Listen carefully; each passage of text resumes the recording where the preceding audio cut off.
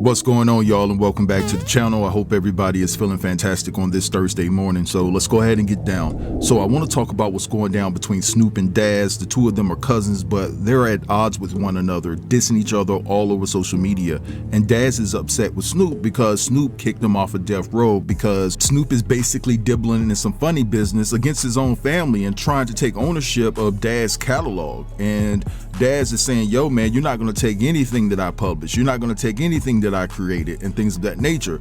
And so, because Snoop owns Death Row, he kicked his own cousin off because he can't take advantage of his own cousin. So what I want to do right here is implement a clip of Snoop actually going off on Daz because Daz has been on a social media tirade against him and calling him out for all of the effery. You know what I'm saying? So check out this clip and I'll be back. I see you ain't got shit to do but hate on me, huh? In a minute, I'ma f you up, cuz, on some real shit.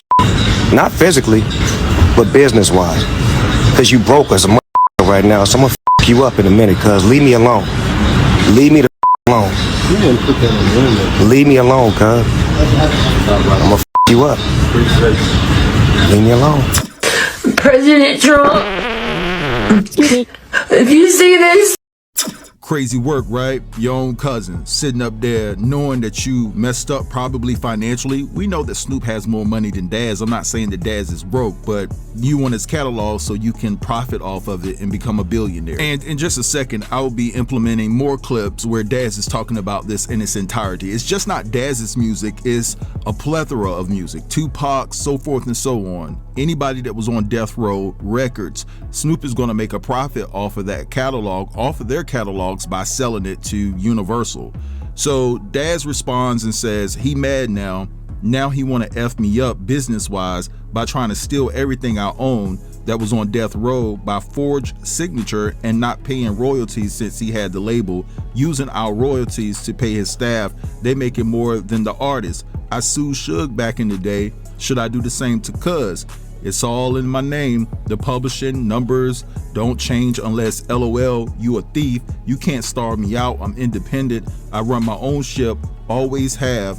Kiss, you little B. All right, so it's pretty clear and evident that Daz is standing on business here, and I do want to reiterate that the two of them are cousins, and so this could just be a tussle that ends up being figured out at the end. But on the flip side, you're dealing with a lot of money here, and Cain did murk Abel, right? I know the two of them were brothers, so Daz is just a cousin. So when it comes down to it, oops, an accident happened. Next thing you know, we're reading a headline that Daz is no longer here just because Snoop couldn't get his catalog. Now, I'm not trying to speak any negativity in fruition. I'm just saying that Snoop has aligned himself to people with the right complexion for protection. And to them, it's just like, oops, we just had a little spill here on aisle 5. But anyway, let's go ahead and get into these clips of Daz breaking all of this mess down, and then I'll be back. Working it out, you know what I'm saying? I'm not on Death Row. Corrupt is on Death Row. Okay. Oh, so you guys, so he's on Death Row by himself, and then you are independent. Yeah. And then what about the group? We still together. We got shows together. No, I'm saying the group on Death Row, because wasn't the album coming out on Death Row? Yeah, the album came out on Death Row. Okay. And then I got kicked off of Death Row again from Snoop. Got into it. Me and Snoop, you know, it's my cousin. You know, he get into it all the time. He kicked me off. So, you know, I ain't going back this time. Yeah, you ain't going back. So, because obviously you guys are related. So, what is that conversation like? Because you're like, yo, fuck you, no, fuck you. And then you guys still got to talk later on. You know, he did a show and didn't take me. So I figured, like, why you know, what's going on? He's just like, you ain't sign your catalog over to me. Okay, oh, so you own everything, so that's all your stuff. Now, you were saying something about the paw. Now, what are you talking about with the paw? Well, like I was saying, the paw is trademarked. Like I told Snoop, you got rejected and I got accepted. You know what I'm saying? So that was the moneymaker. The paw is like the Apple sign, like I said before. And like I said, they tried to go behind my back and trademark all my work and then flung my face like, yeah, we got all we wanted to sell everything for $1 billion to Universal. You know what I mean? But shh, don't be selling my shit. What do you mean by selling? He said he was going to sell it, or what? They're selling Death Row, the new Death Row that just came? Snoop, everything Snoop involved with, he gonna sell all that for $1 billion, you know. Niggas out for their catalog. And then he sell, start over and make new music. You know, it's easy. You sell what you got. You know what I'm saying? You got all that money. I mean, I'm counting. Got my own pocket. You know what I mean? Now, how many albums is over there? Now, how many albums is over there at Death Row? Because you were saying that it was the Doggy Style and it was 2 other ones you was talking about. Yeah, you know the wall right here. You know what I'm saying? The Chronic is already going back to Dr. Dre. Tupac took all his greatest hits album, all his albums, all his for Maru. So what is left on Death Row?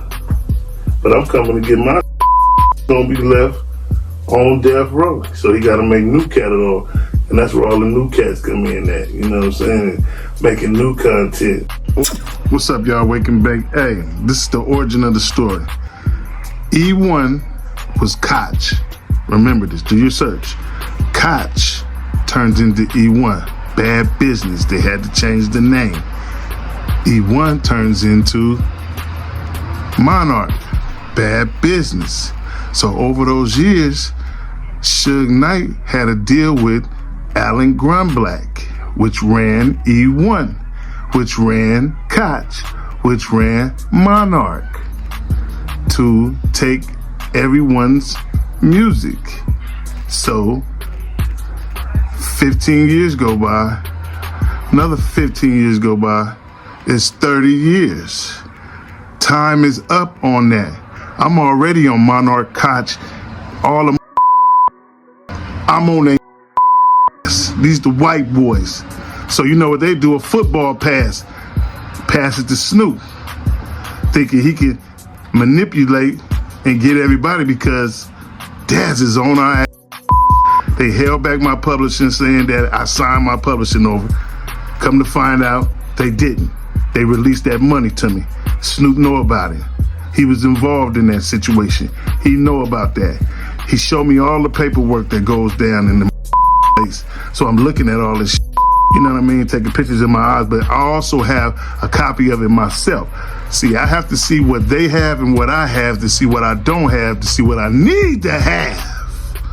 You know what I mean? So it's a situation, man, you know what I'm saying? Because you got a lot of people that were stealing, and you know what I mean, Dr. Dre got his, but there's no paperwork on the Chronic album. On the Chronic album. There's no paperwork on the Chronic album. You know what I mean? So he just sold it. I was figuring out myself, how in the Dr. Dre got 200 million? And he only got 2 albums. You know, the mother ones don't count, but he only got 2 albums, the Chronic and the Chronic 2001. So he sold this one. As you can see, our name and everything is off the albums.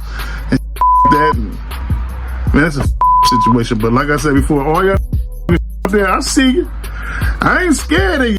I'm going to keep calling you what I'm calling you. And your homeboys, and the couch, and in the back rolling up. I'm mad. All right, so we just heard all of that. And the only thing that we can hope for here is that family gets it together, right? And it's a shame that Daz has to go through this. And it's a shame that Snoop Dogg is treating his cousin like this for the whole wide world to see. Won't take him to shows, doesn't want him around unless he's willing to give up his catalog, something that he worked hard for. And all Daz wants is to be compensated fairly, right? And he wants to be able to do what he wants to do with his own material when he wants to do it. How can you fault that man for that? And I have to say that this is astonishing, but not surprising at this point, coming from Calvin, that he would behave in this manner. Them folks done put that battery in his back and he all out for self. And that's just basically it. And so I hope that Daz continue to stand on business. Do not give up your publishing, demand your money, take them to court if you have to. Sometimes family just doesn't end up being family at the end of the day. You got to treat them like they're not family and just part ways permanently.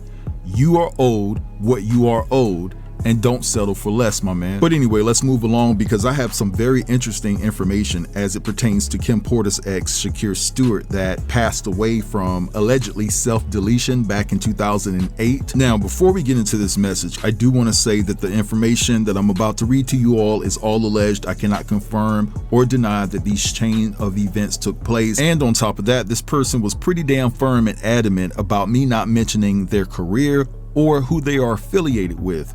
So with that said, let's go ahead and get into it. So I'm just going to start with this portion here because it's a lot of text messages, but I'm just going to read this one, okay? So it says, not only that, man, a family member of Shakir says that Shakir did not pass away from self-deletion. I had to, modify that right there. There's a reason that in the police report, details of who found him on the bathroom floor were left out. It's troubling that all of these years later, there has never been confirmation about who found Shakir. They're saying that his fiance at the time knows what happened, who did it, and why. This person is saying that Kim and the fiance had a woman-to-woman, heart-to-heart conversation, and Kim knew what happened. Diddy kept Kim close, and it was all because of fear. That's partly why Diddy funded her lifestyle. It was to keep her oppressed in order to suppress the truth about him from getting out. Now, another thing that I was told last night is that 50's production company reached out to Farnsworth Bentley for an interview and he declined. He didn't even respond back, is what I'm being told. But as far as this information and as it pertains to Shakir Stewart's passing, listen, everything is on the table at this particular point in time. Now, I will say that I asked the person that gave you this information to reach out to that particular family member to see if they would like to have a conversation. I would love to have a conversation to see what they have to say, because it could be something just groundbreaking as it pertains to Shakir Stewart's passing. And of course, I'm going to put it out because Diddy is a monster. And although I don't care for 50 that much, I have to say that the way this documentary was constructed, it just reinvigorated my disdain for this worthless coward. But anyway, I'm gonna let this go right here. I want you guys to drop down in the comments and let me know what you think about everything I discussed in this video. Don't forget to like, comment, share, and subscribe if you're new here. Talk to you guys later. Peace.